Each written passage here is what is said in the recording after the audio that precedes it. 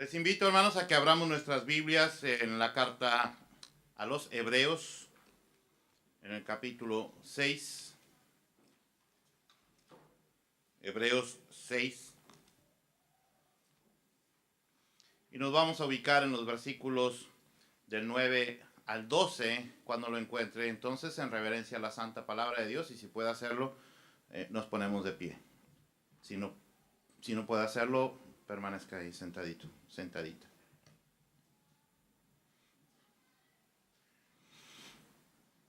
Hebreos 6, 9 al 12.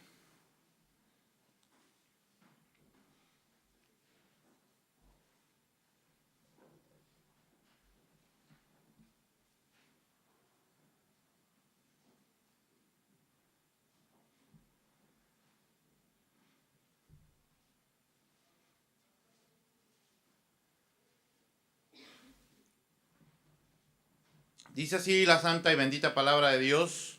Como son poquitos versículos, ¿qué le parece si lo leemos juntos en voz alta? Si no tiene una versión Reina Valera, creo que aquí atrás está. Entonces vamos a leer todos juntos.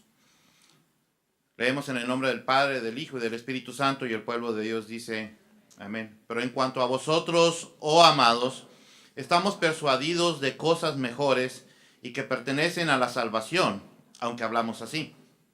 Porque Dios no es injusto para olvidar vuestra obra y el trabajo de amor que habéis mostrado hacia su nombre, habiendo servido a los santos y sirviéndoles aún. Pero deseamos que cada uno de vosotros muestre la misma solicitud hasta el fin, para plena certeza de la esperanza, a fin de que no os hagáis perezosos, sino imitadores de aquellos que por la fe y la paciencia heredan las promesas. Padre, en el nombre bendito y poderoso de nuestro Señor y Salvador Jesucristo, te damos gracias, Señor, porque tú has preparado ya nuestros corazones, nuestra mente. Señor, sujetamos nuestros pensamientos a la obediencia a Cristo Jesús, Señor, para estar receptivos para lo que tienes para nosotros esta mañana. Señor, y que al salir de aquí tengamos esa disponibilidad para ponerlo por obra. En el nombre bendito y poderoso de nuestro Señor y Salvador Jesucristo oramos, y el pueblo de Dios dice amén. Puede tomar asiento, mi amado hermano y hermana.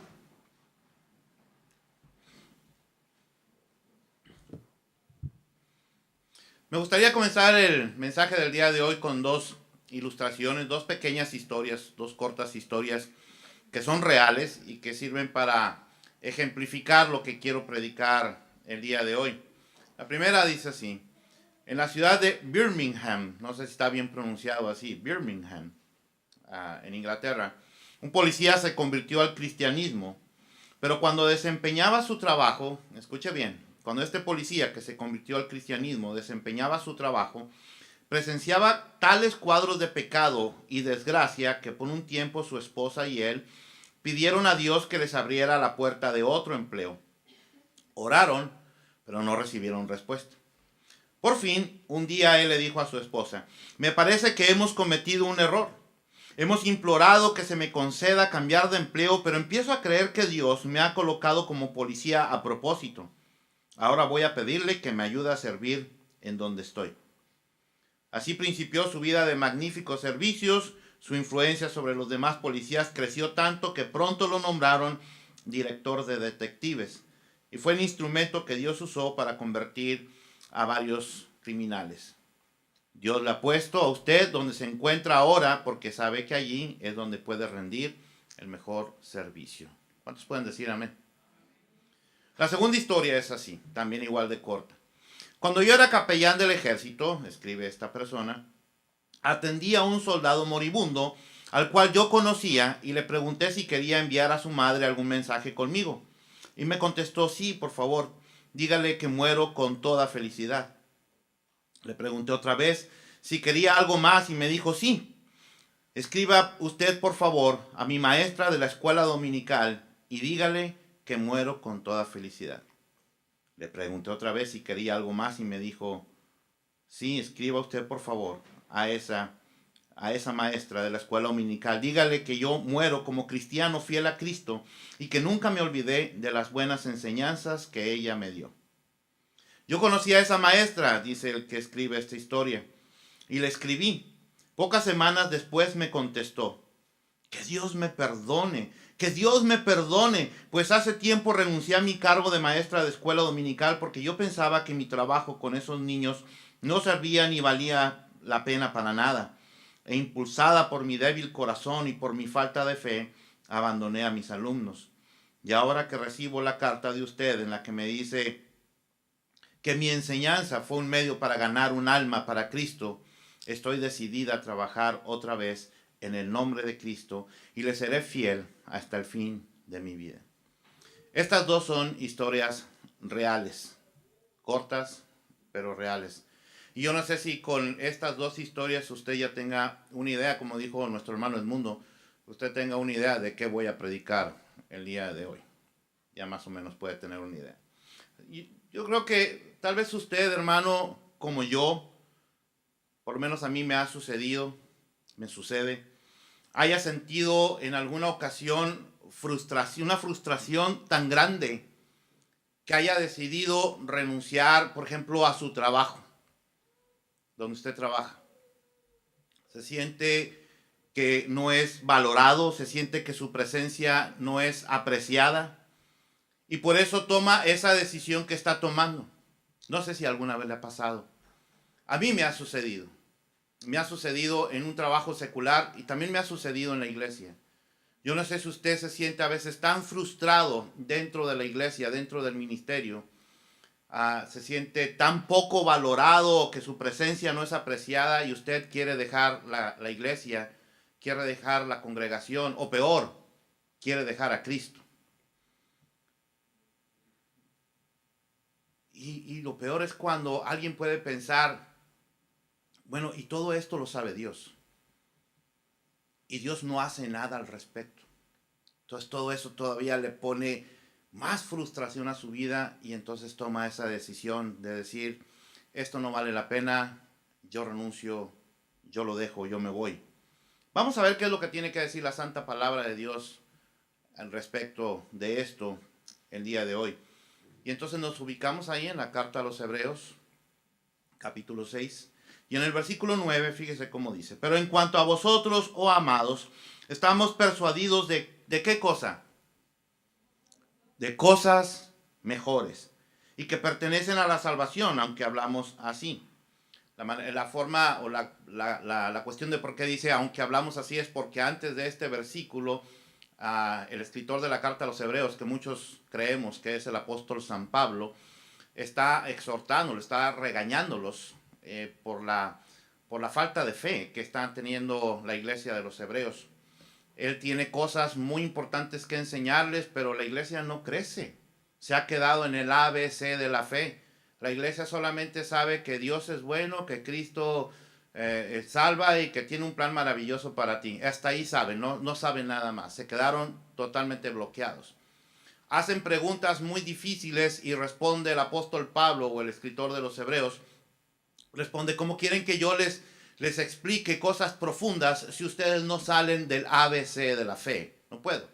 Entonces primero les está llamando la atención de una manera fuerte y después les está animando. Baja el tono de la voz y les dice, pero en cuanto a vosotros, oh amados, estamos persuadidos de cosas mejores. Es decir, a pesar de que en este momento parece que estamos estancados, cosas mejores todavía nos están esperando. Dios no nos trajo para quedarnos estancados aquí, no nos trajo para eso. Dios nos trajo para seguir caminando, para seguir floreciendo, para dar fruto en la fe. Aunque hablemos de esa forma, dice el escritor. Entonces los está animando para que ellos prosigan en ese camino de crecimiento, de madurez y de servicio al Señor, sin importar los obstáculos que aparezcan en el camino. El apóstol Pablo está animándolos para que no se aparten de ese camino por los obstáculos que se están presentando y los anima a seguir perseverando, a seguir manteniendo esa esperanza de que cosas mejores vendrán. Y cuando en la Biblia, ya lo he dicho en otras ocasiones, la palabra esperanza no es un deseo. La palabra esperanza en griego significa la certeza de que algo viene. Eso es lo que nos dice, ¿no? La declaración de fe de la carta a los Hebreos, ¿no? La certeza de lo que se espera, la convicción de lo que no se ve, eso es fe. Entonces, esperanza en el lenguaje bíblico significa que espero. Estoy esperando que llegue. No estoy esperando a ver si llega. Yo tengo la esperanza. No. Espero a que llegue. Eso es bien diferente a la forma en que lo usa el lenguaje bíblico a la forma en que lo usamos nosotros.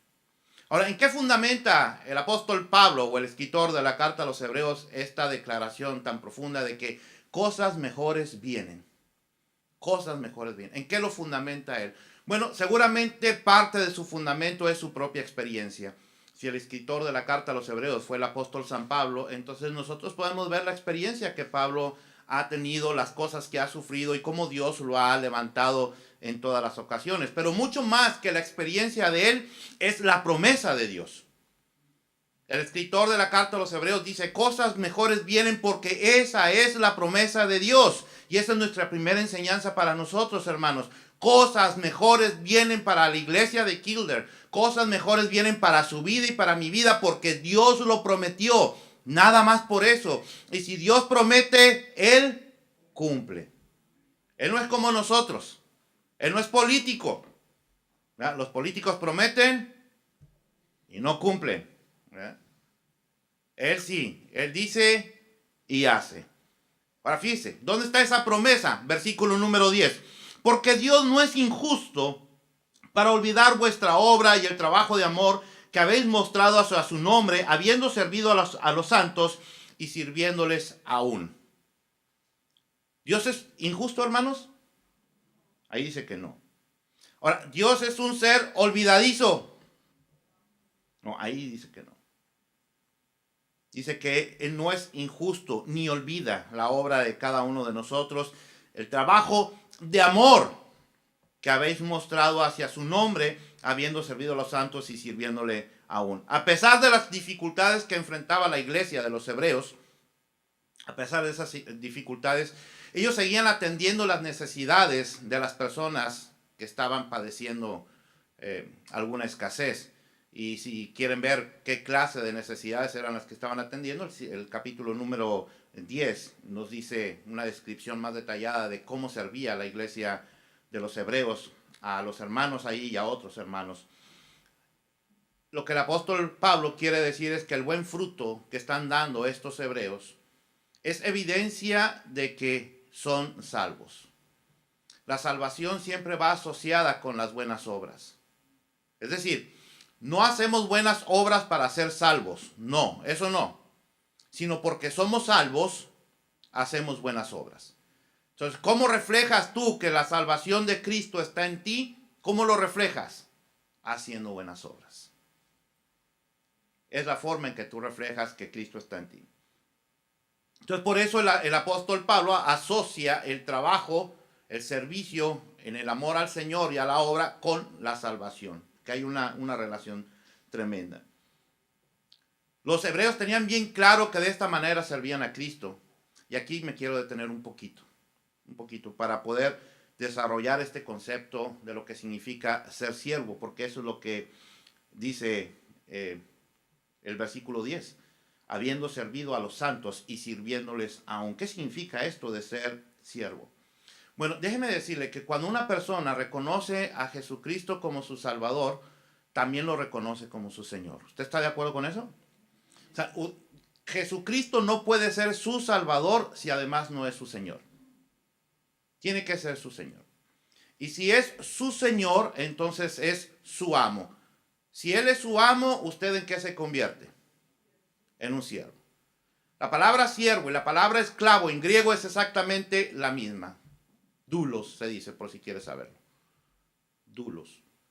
Es lo mismo, significa exactamente lo mismo. Esclavo o siervo. Así que cuando yo uso esa palabra de manera indistinta, significa exactamente lo mismo. Entonces, cuando una persona reconoce a Cristo como Salvador, también lo reconoce como Señor y se convierte entonces en el esclavo. Dice 1 Corintios capítulo 7, versículos 22 y 23, que uno se convierte en esclavo del Señor Jesucristo. El apóstol Pablo también en la carta a los Romanos, en el capítulo 6, en el versículo 18, dice que habiendo sido libres de pecado, nos convertimos en siervos o esclavos de justicia. Más aún, El Señor Jesucristo dijo una vez, y yo creo que todos se acuerdan de esto, en Mateo capítulo 10, versículo 38, y el que no toma su cruz y sigue en pos de mí, no es digno de mí. Después dijo ahí en Mateo capítulo 16, 34, y este sí se lo saben todos, si alguno quiere venir en pos de mí, niéguese a sí mismo y tome, ¿qué cosa? Su cruz y sígame. Ahora, ¿qué significa todo esto de lo que estoy hablando? En primer lugar, ser siervo o esclavo, que ya dije que es exactamente la misma palabra, significa que usted y yo, como siervos, como esclavos, no reclamamos derechos ni ponemos condiciones. Los esclavos no ponen condiciones. ¿Usted ha visto un esclavo poniendo condiciones a su amo? No. Bueno, pues resulta que nosotros somos esclavos de Cristo. No le ponemos condiciones, no le ponemos ninguna condición a Él para poderle servir. No reclamamos derechos. A veces consideramos a la iglesia como un centro social en donde porque yo doy ofrendas o yo doy mi diezmo, entonces tengo derecho a. No, error. La iglesia no es un centro social. Los centros sociales son otras cosas. La iglesia es un centro de entrenamiento donde usted no tiene derechos. Usted viene a servir, usted viene a entregar, usted viene a aprender. Eso es a lo que viene. Porque es esclavo de Cristo, ¿sí o no? Si usted es esclavo de Cristo, usted no le pone condiciones al Señor. Usted simplemente hace. Ahora, un esclavo procura, da todo para que su amo esté siempre contento. Él busca que su amo esté contento. No importa las condiciones en las que esté trabajando, él va a buscar siempre el reconocimiento de su amo. Voltea a ver a su amo, a ver si le agradó lo que está haciendo. Y si no le agradó al amo lo que está haciendo, entonces el esclavo lo vuelve a hacer nuevamente hasta que su amo esté completamente satisfecho. Eso es lo que haría cualquier esclavo. Eso es lo que hacían los esclavos en los Estados Unidos, los esclavos en África, los esclavos en todas partes. Eso es lo que hacían. Si eso es lo que hacían los esclavos con sus amos, ¿cuánto más nosotros por el amo de amos, el Rey de Reyes? Ser esclavo del Rey de Reyes en donde nosotros no le ponemos ninguna condición a él. No reclamamos ningún derecho a él. El que tiene los derechos es él. El que manda es él. El que ordena es él. El que dice es él. Él dice sapo y yo brinco. ¿Ok? Y si es mujer, pues él dice rana y usted brinca. Pero también el Señor Jesús dijo que tomáramos nuestra cruz. Tomar nuestra cruz, a veces lo confundimos mucho. Yo he escuchado hasta predicaciones. Tomar nuestra cruz, aquello que es muy pesado para nosotros. Y a veces decimos, ay, mi esposa es mi cruz. No es testimonio. La esposa no es la cruz. La esposa no es la cruz. Los hijos no son la cruz tampoco. A eso no es a lo que se refiere el Señor. La cruz es un símbolo de ¿qué creen ustedes? ¿Qué le pasó a Jesús en la cruz? Murió. Es un símbolo de muerte. Eso lo que está diciendo el Señor Jesucristo es que para seguirlo a Él, el primer requisito es que se niegue usted a sí mismo. O sea, yo no tengo ningún derecho. Todos los derechos los tiene mi amo. Yo muero a mí mismo. Tengo que morir a mí mismo para poder vivir en Él. Porque si yo no muero a mí mismo, entonces yo digo que reconozco a Cristo como mi Señor y Salvador, pero sigo viviendo como vivía antes. ¿Cuál es el cambio? ¿Dónde hubo el cambio en usted? Me recuerdo de un amigo mío que se llama Juan Bautista. Él decía que hiciéramos o que hagamos frutos dignos de ¿qué? De arrepentimiento. Frutos dignos de arrepentimiento. La salvación va siempre asociada con el dar. Y el dar va asociado con negarse a uno mismo. Porque dar, cualquiera puede dar. Hasta los malos dan. Los narcotraficantes, para limpiar sus conciencias, por lo menos eso hacen en México, dan grandes cantidades de dinero a la iglesia para tratar de limpiar sus conciencias. Pero eso no es el sentido de dar. El sentido de dar es darse. Nadie tiene más amor por dijo el Señor Jesús, que uno que ponga la vida ¿por quién? Por sus amigos. En Efesios capítulo 5 dice que Él amó tanto a la iglesia que se dio a sí mismo por ella. O sea, el amor se demuestra no tanto dando, sino dándose. Dándose usted, dándome yo. Servimos al Señor sirviendo a los demás. No hay otra forma. Siempre que uno pregunta, ¿cuántos siervos de Dios hay aquí? La gente va a decir amén y va a responder de una manera instintiva. ¿Cuántos siervos de Dios hay? Amén. ¿Y dónde sirve usted, hermano? No tengo tiempo. Yo no sirvo. ¿Cómo servimos al Señor? Bueno, servimos al Señor llevando su palabra para alcanzar a los que están perdidos. Servimos al Señor discipulando a los que ya han sido alcanzados. De esa manera servimos al Señor. Servimos al Señor con los dones y con los talentos que Él nos ha dado para servir dentro de la iglesia. Así es como servimos al Señor. No hay otra forma. No existe otra forma. Si usted no hace eso y usted dice que sirve al Señor, usted no lo está sirviendo. Se está engañando usted mismo porque al Señor no le engaña. No hay otra forma de servir al Señor si no es sirviendo a los demás. Y para servir a los demás hay que darse, hay que negarse uno mismo para poderse dar. Si no se niega a usted mismo, entonces no puede servir. Porque siempre va a querer servir con condiciones, siempre va a querer poner condiciones y siempre va a querer reclamar sus derechos. Y no es lo que nos enseña la palabra de Dios. ¿Es difícil? Sí. Sí, la verdad que sí. Se dice muy fácil desde acá, desde el púlpito. Sí, la verdad es que sí. Es difícil. Pero en la medida en que nosotros nos mantenemos pegados al Señor, en esa misma medida, lo imposible se va haciendo posible. Lo que es una idea o una ilusión se va convirtiendo en una hermosa realidad. ¿Y por qué lo digo? Porque si el Señor Jesús nos dice que lo hagamos, quiere decir que es posible. El Señor Jesús jamás nos pediría algo que es imposible de hacer. ¿No es así? Él nunca nos pediría algo que sería imposible de hacer. Quiero repetir el versículo número 10 porque hay algo que me llama la atención. Dice, porque Dios no es injusto para olvidar vuestra obra y el trabajo de amor que habéis mostrado hacia su nombre, habiendo servido a los santos. Dos palabras claves aquí. Trabajo. ¿Y cuál cree usted que es la otra? Trabajo y empieza con A de amor. ¿Cuál es la otra? Trabajo y amor.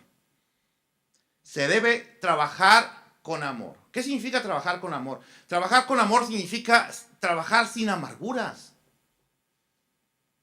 Sin amarguras. Trabajar no como si fuera una carga. A veces servimos al Señor como si fuera una carga. Siempre estamos amargados sirviendo al Señor. De mal humor.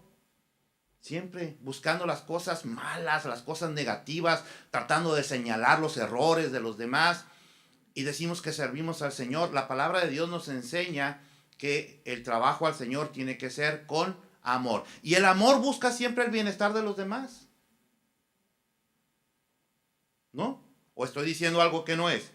El amor busca siempre el bienestar del otro. El amor siempre supera todo obstáculo que se interponga. El amor produce vida, el rencor produce muerte. ¿Sabe usted eso? El amor produce vida, el rencor produce muerte. El amor une y fortalece. El rencor divide y debilita. El amor construye. El rencor destruye. Este versículo 10 nos habla del carácter de Dios. Es imposible que a Dios se le olvide. A Dios nunca se le va a olvidar el trabajo que usted está haciendo para Él, porque Dios no es injusto como somos nosotros. Nosotros somos muchas veces injustos. El ser humano falla mucho en este sentido. Mire, yo no sé si le ha pasado, pero a mí me ha pasado. Un creyente puede servir con todo su corazón, entregarse con toda su alma, con todas sus fuerzas al servicio de los hermanos. Pero cuando los hermanos ya no lo necesitan o cuando éste cometió un error, ahora se le voltean y son hasta capaces de lastimarlo.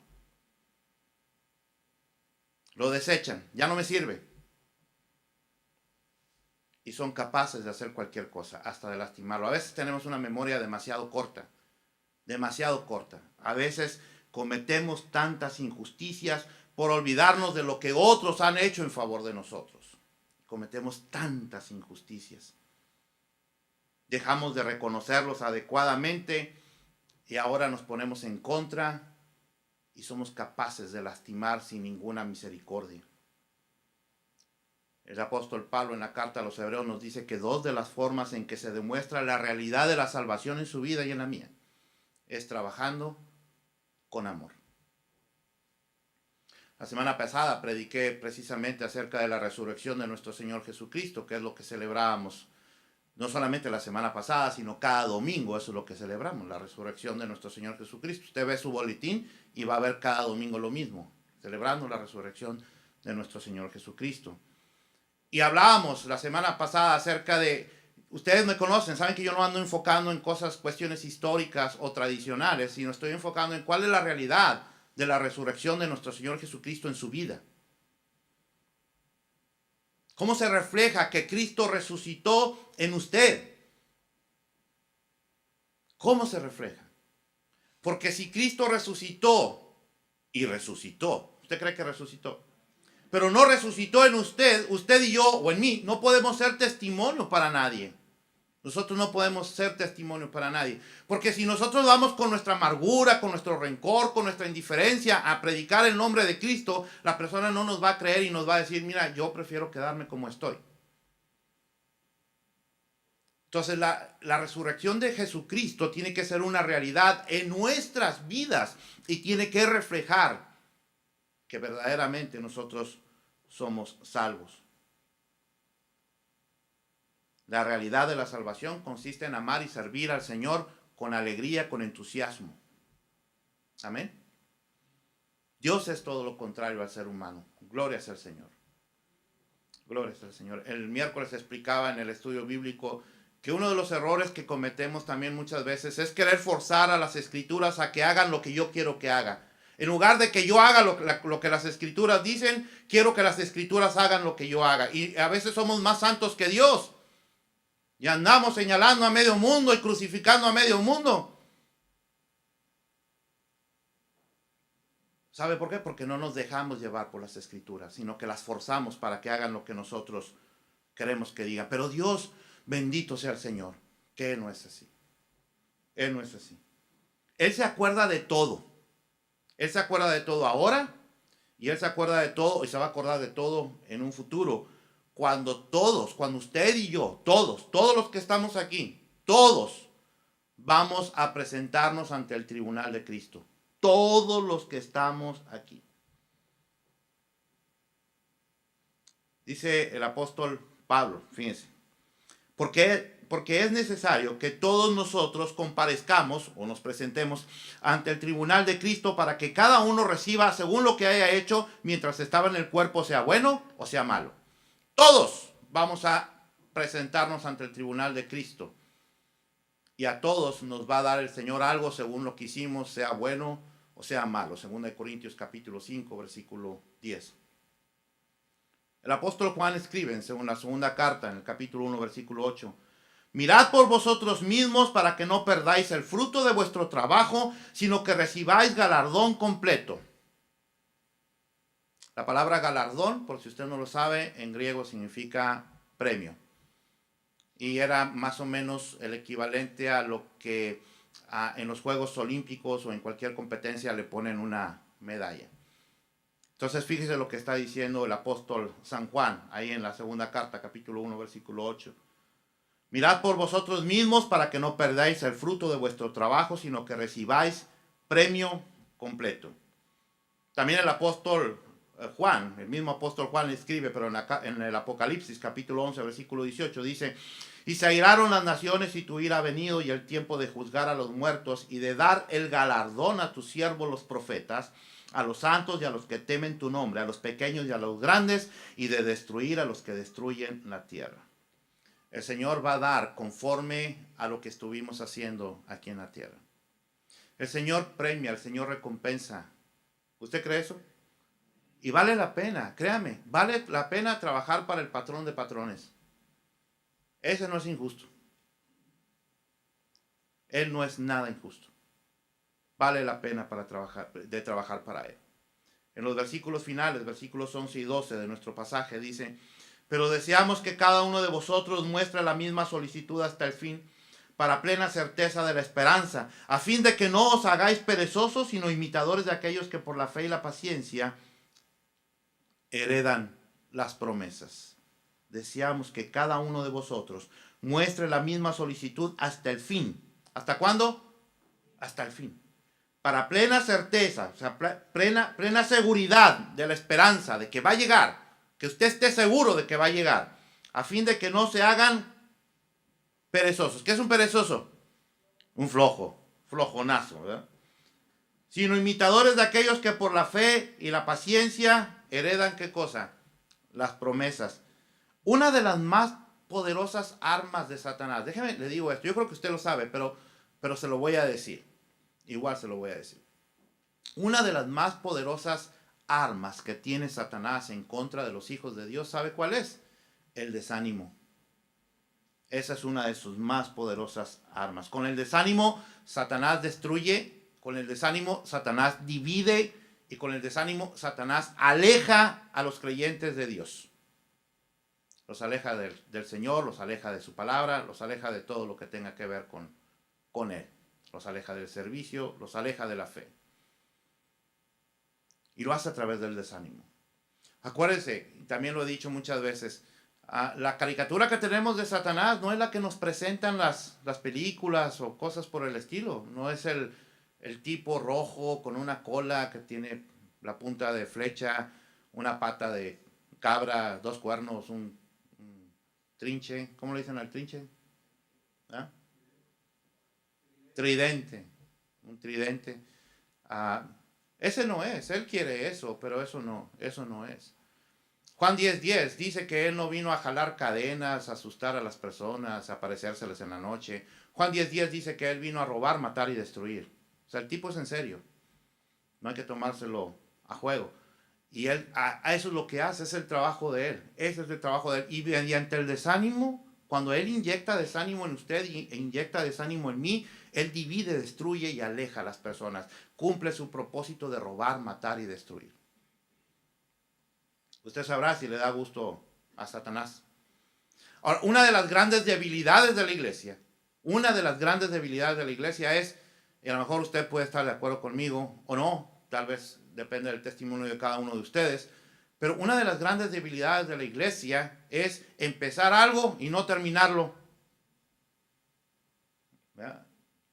No sé cuántos de ustedes o de nosotros hicimos promesas en diciembre. Y aquí estamos todavía en las mismas, decimos allá en México. Estamos en lo mismo todavía. Ese es un problema de la iglesia. Empezar algo y después se presentan ciertos problemas, ciertos obstáculos, ciertos imprevistos y abandonamos. Ese es un problema. Y es un problema muy fuerte. No vemos resultados, no vemos apoyo, entonces abandonamos. Y lo que pasa es que nos volvemos flojos, nos volvemos perezosos, como dice la carta, buscando siempre excusas para no servir. Siempre hay una excusa para no servir, ¿sí o no? Siempre hay una excusa para no servir. En muchas iglesias, si no es que en todas o en casi todas, siempre es un grupo reducido el que hace todo. ¿Se ha fijado en eso? Es un grupo reducido el que trabaja, es un grupo reducido el que ofrenda, es un grupo reducido el que diezma, es un grupo reducido el que ora, es un grupo reducido el que sostiene a la iglesia. Siempre es un grupo reducido. Y en la carta a los hebreos, precisamente el escritor de los hebreos lo que está tratando es de animar a todos para que cada uno tome responsabilidad en lo que tiene que hacer dentro de la obra. ¿Usted cree que todos tenemos responsabilidad dentro de la obra? ¿Sí? ¿Usted cree, por ejemplo, si lo trasladamos a iglesias como la nuestra, que porque usted no es miembro oficial de la iglesia, usted no tiene responsabilidades dentro de la iglesia? ¿O sí tiene responsabilidades dentro de la iglesia? Por supuesto que tiene responsabilidades. No tiene más ni tiene menos que los miembros oficiales de la iglesia, porque delante de la presencia del Señor no existe membresía. Eso es algo que nosotros ponemos como requisitos para formar parte de un grupo, pero para formar parte de la iglesia de Dios, y usted es parte de la iglesia de Dios, Él no anda poniendo membresías. La única forma de ser parte de la iglesia de Dios es a través de ¿quién? A través del Señor Jesucristo, no más. A través del Señor Jesucristo. Así que todos tenemos responsabilidad, y el apóstol Pablo lo que está diciéndole a los hebreos es: cada uno tiene que asumir, tiene que tomar esa necesidad. No podemos mantenernos indiferentes ante tanta necesidad. No podemos mantenernos indiferentes. Y dice este versículo que nosotros tenemos promesa de recompensa. ¿Usted cree que Dios recompensa? ¿Sí? Pero hay un requisito. No crea que es tan fácil. Hay un requisito. El requisito es, fíjense, voy a leerlo nuevamente. Pero deseamos que cada uno de vosotros muestre la misma solicitud. Versículo 11. Por un tiempo. Así dice. Hasta el fin. Hasta el fin. Pero deseamos que cada uno de vosotros muestre la misma solicitud hasta el fin, para la plena certeza de la esperanza. Dios tiene una promesa de recompensa, pero esa promesa de recompensa es para los que perseveran, los que llegan hasta el final. Hasta ahí. Los que mantienen viva la esperanza de que van a alcanzar tiempos mejores, resultados para la gloria de Dios y para la edificación del cuerpo de Cristo, que es la iglesia. ¿Sabe por qué? Porque Dios nunca olvida nuestro trabajo para Él. Voy a hacer de cuenta que no dije nada y lo voy a volver a repetir. Dios nunca olvida nuestro trabajo para Él. Nunca. Y si mantenemos nuestra esperanza puesta en las promesas de Dios, entonces no habrá obstáculo alguno que nos impida alcanzar las metas. Pero si mantenemos la esperanza puesta en los demás, entonces es muy fácil que nos desanimemos. Muy, muy fácil. Muchos han sido ejemplos de hombres y mujeres firmes y persistentes. Muchos lo son. A ellos debemos imitar. A ellos hay que imitar, no a los que abandonan la obra y hacen que otros abandonen la obra. No, a esos no hay que imitarlos. Es más fácil a veces seguir a esos, a los que abandonan la obra y hacen que abandonen la obra. Es más fácil seguir lo malo que trabajar por lo bueno. Pero nosotros estamos llamados para cosas mejores, dice el Señor. Para cosas mejores. En la Biblia está llena de ejemplos de hombres y mujeres que perseveraron en la fe y de hombres y mujeres que abandonaron la fe. Está llena de ejemplos. Y si usted ve el capítulo 11 de la carta, de esta misma carta a los hebreos, usted va a ver ahí la descripción del Salón de la Fama de la Fe. Vaya y visite el Salón de la Fama de la Fe. Ahí está en el capítulo 11 de la carta de los hebreos. No cobran la entrada. Usted puede ir y puede ver a todos los hombres y mujeres de fe cuyo ejemplo tendríamos que imitar nosotros. A ellos, no a los que abandonan la fe. A ellos, no a los que abandonan la obra. A ellos, a los que se quedan, a los que perseveran, a los que alcanzan. A ellos son los que hay que imitar. En conclusión. A veces podemos sentirnos cansados, desanimados, cuando estamos en el servicio. Aquellos que sirven en la obra del Señor o servimos en la obra del Señor, de repente podemos sentirnos cansados y hasta desanimados. Mire, a menudo somos, y usted no me va a dejar mentir, a menudo somos criticados, a menudo somos rechazados, muy pocas veces somos valorados, reconocidos y mucho menos recompensados. Y si nosotros fijamos nuestra mirada en quienes nos ven así, nos vamos a desanimar. Pero si fijamos nuestra vista en el Señor, déjenme le digo algo bien interesante. si fijamos nuestra mirada en el Señor, entonces nosotros nos vamos a dar cuenta que Él sí ve. ¿Ah? Él sí ve. Él sí valora. Él sí reconoce y hasta recompensa nuestro esfuerzo para Él, porque Dios nunca olvida nuestro trabajo para Él. Así que nuestra motivación para servir tiene que ser Cristo. Hebreos capítulo 12, versículo 2 dice: puesto los ojos en Jesucristo, el autor y consumador de nuestra fe. Así que usted y yo tenemos opciones. Usted y yo. Podemos abandonar el barco como lo han hecho otros. Podemos abandonarlo. Otros lo han hecho. Han saltado del barco. Han dejado el barco. O la otra opción es trabajar con perseverancia. Podemos seguir trabajando con perseverancia. Podemos seguir trabajando con amor. Ahora, Dios no siempre cambia las situaciones. ¿Sabe por qué? Muchas veces Dios no está cambiando las situaciones porque lo que está cambiando es su corazón. Está cambiando mi corazón. Por eso no cambia las situaciones. Porque nos está entrenando, porque nos está fortaleciendo en la fe. Por eso no cambia las situaciones. Porque nos está empujando para que trabajemos dependiendo de Él. Enfocados en Él. En el amor a Él y el amor a lo que Él ama. Y Él ama a su iglesia. Él ama a su obra. Él ama a los que están perdidos, a los que no conocen, a los que se mueren sin Cristo, sin fe, sin esperanza. Y Él quiere que usted y yo vayamos por ellos. Él no quiere que en las iglesias los miembros, los hermanos se estén peleando unos con otros por tonterías. Él quiere una verdadera guerra espiritual. Y una verdadera guerra espiritual no es cuando va usted y le hace pleito a Satanás. Una verdadera guerra espiritual es cuando va y lleva la palabra de Dios. Una verdadera guerra espiritual es cuando usted se somete a la palabra de Dios. Una verdadera guerra espiritual es cuando usted ora en el nombre de Jesucristo. Cuando usted pone su fe en el Señor Jesucristo. Esa es una verdadera guerra espiritual. Cuando usted alaba el nombre de Cristo. Esa es guerra espiritual. Cuando usted le sirve. Cuando a pesar de que Satanás viene a robar, matar y destruir, usted le dice: te me largas de aquí, te reprendo en el nombre de Jesús. Tú no tienes ni parte ni suerte, ni en mi vida, ni en mi congregación. Y voy a trabajar con la mirada puesta en el Señor Jesucristo, que es el autor y consumador de nuestra fe. Esa es guerra espiritual. Y estamos llamados para hacer guerra espiritual.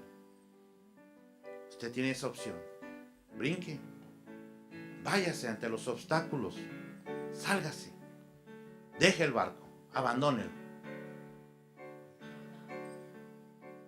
O póngase a trabajar. Enfoque en el Señor Jesucristo. Muestre el fruto de su salvación trabajando con entrega y trabajando con amor.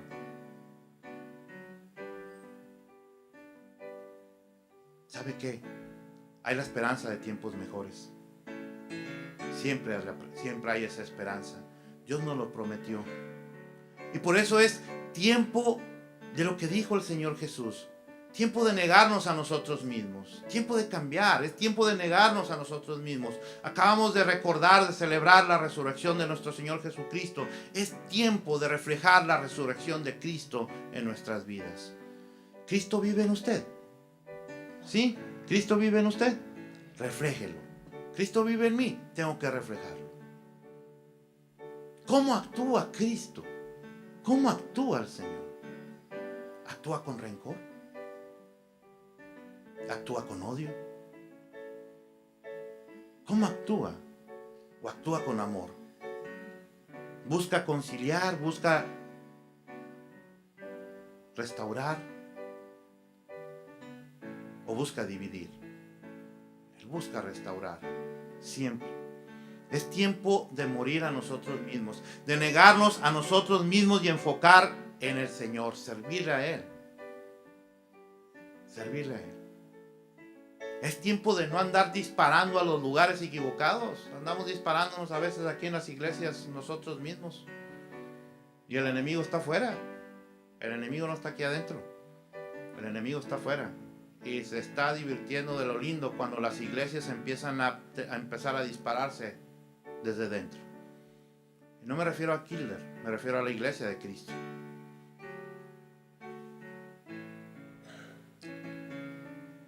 siempre vendrán tiempos mejores. Y si los demás no aprecian y valoran lo que hacemos para el Señor, usted siga adelante. Siga adelante, porque hay uno que sí lo aprecia, hay uno que sí lo valora y hay uno que sí lo recompensa, y ese se llama Cristo, ese se llama Dios. Por eso vale la pena servir. Dios nunca olvida nuestro trabajo para Él. ¿Usted quiere trabajar para el Señor? ¿Usted quiere trabajar para el Señor? ¿Sí? Ok, a ver, voy a hacer de cuenta, voy a dar una nueva oportunidad. ¿Usted quiere trabajar para el Señor? ¿De verdad quiere hacerlo? ¿De verdad está dispuesto a negarse a usted mismo? ¿Sí? ¿De verdad está dispuesta a renunciar a sus derechos? ¿De verdad está dispuesto? ¿Sí?